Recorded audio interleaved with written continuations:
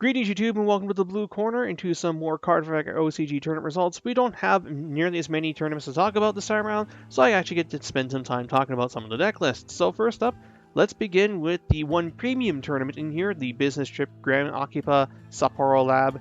52 people at it, Neo Nectar won it, and Bermuda Triangle got second. And as far as the Neo list goes, the one thing I really noticed about it is that he's playing 2 copies of the Asha Stride, and otherwise it's just your typical insert 2 to 4 copies of, 3 copies or more of Katrina, and then filler. And that's pretty much what Premium Neo Nectar is looking like.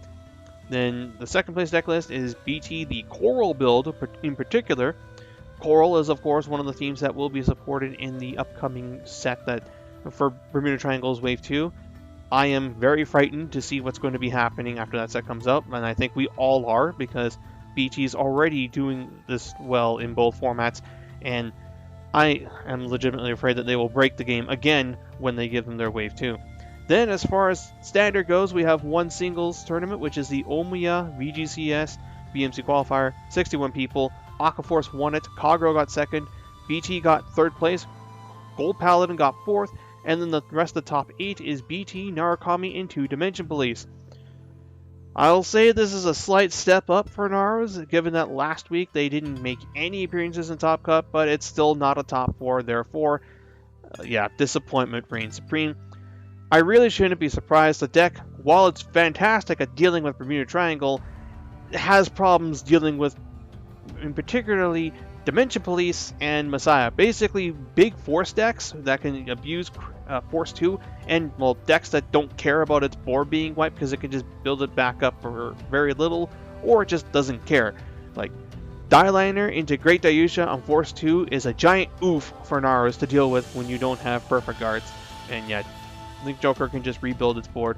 Wave 2 Neo Nectar is probably going to be a pain in the ass to deal with too. But anyway, so yeah, there is that. And as far as the numbers goes, BT was the most played deck in the tournament, followed by Oracle Think Tank, followed by Naros. Despite the fact that Naros are not able to top, they are seeing a lot of play. Like, they're usually the second or third most played deck in a tournament based on these numbers. And then afterwards, you've got DP, Aquaforce, and Gold Paladin. The fact that 2 out of the 4 DP players got into top 8 out of these people is just oof. Anyway, let's look at these lists. So first up, you have Aquaforce. Then you've got Kagro, the Great Blade Master build. I figured they would have gone with the OG Overlord and the End build, but I guess that was only just a one-time thing. Then you've got BT, and finally, Gold Paladin. So they are down to 3 Azel, 3 Raven, 4 Sagamore, and 4 Platina. That is a lot of grade 3s. Then our other singles tournament is the Izumi VGCS. An unknown number of people are at it, but Grand Blue won it. Grand Blue proving to be still quite potent in the VBT5 format. So this guy's playing the 4 Cocytus, 2 Skull Dragon, 2 Violence Flanger, 2 Scaredick, and 1 copy of Baskirk. 12 crits. And if I can see this properly, he's got, what is it? So 4 Rune Shade, 4 Greed Shade, 2 copies of the Ghost Ship, 4 Romario, 4 Banshee, 4 of the on ride, draw 1, discard 1 perfect guard, and then 1 of the dude that when you place it, you ditch a card from your hand if you're at 10 in drop zone to get a counter charge and I believe a soul charge as well. It's basically a better / worse Dancing Cutlass. Like, it requires you to have a bigger drop zone, but you're playing Cocytus the deck, and you've got Ruin Shade and Greed Shade to build up your drop zone, so it shouldn't be that difficult. And I believe my phone just went off in the background, but oh well, we will stick with this recording. Next up, as far as teams goes, we have the AP PP Cup standard format, 45 teams. First place was Narukami OTT Grand Blue. Second place was BT DP Narukami. Third place was BT RP DP. And fourth place was Nova Grappler, Royal Paladin, and Aquaforce. And as far as the numbers go, this is a bit of a different story. BT, the most played deck in the room, followed by Narukami at a high number.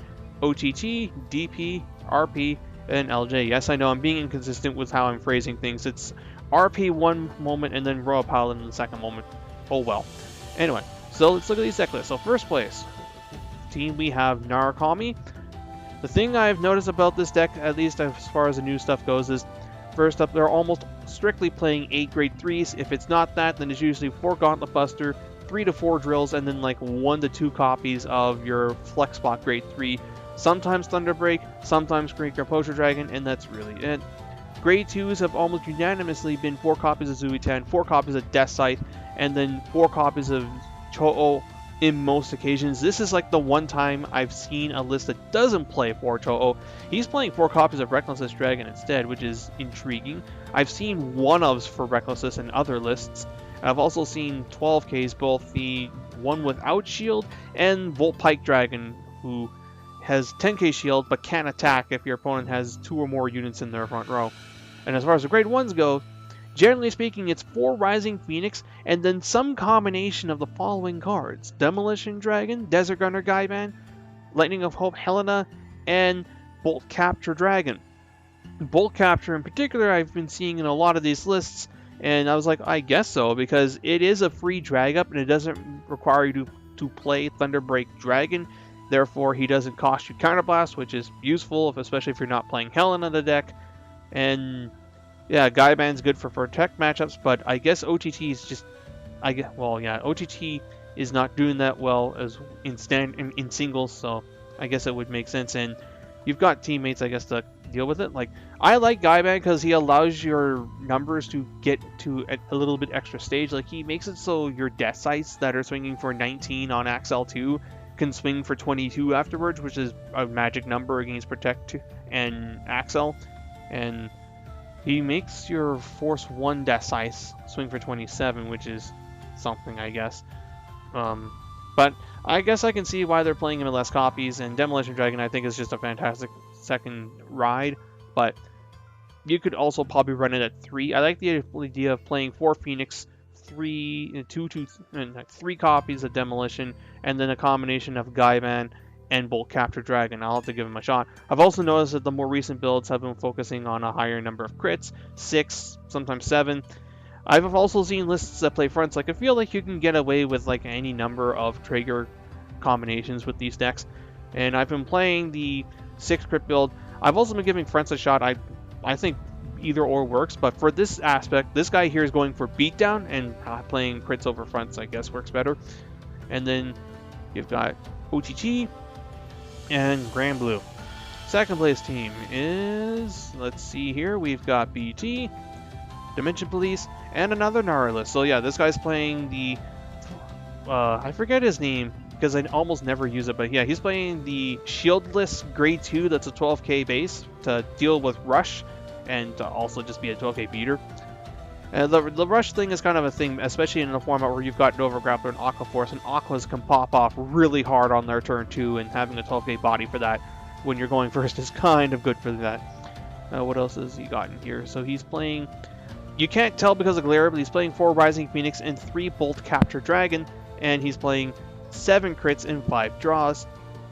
And then moving on to the third place team, we've got BT, Royal Paladin, I believe that's 4 Ganslots in there and 2 Exculpates.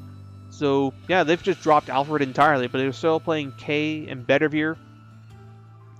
Then you've got DP, and then lastly we've got Nova Grappler, Royal Paladin. This guy is playing Alfreds. He's playing OG Alfred, and then Ganslot, Exculpate. Yeah, you're still playing Exculpate in this deck, and the Night Bros package.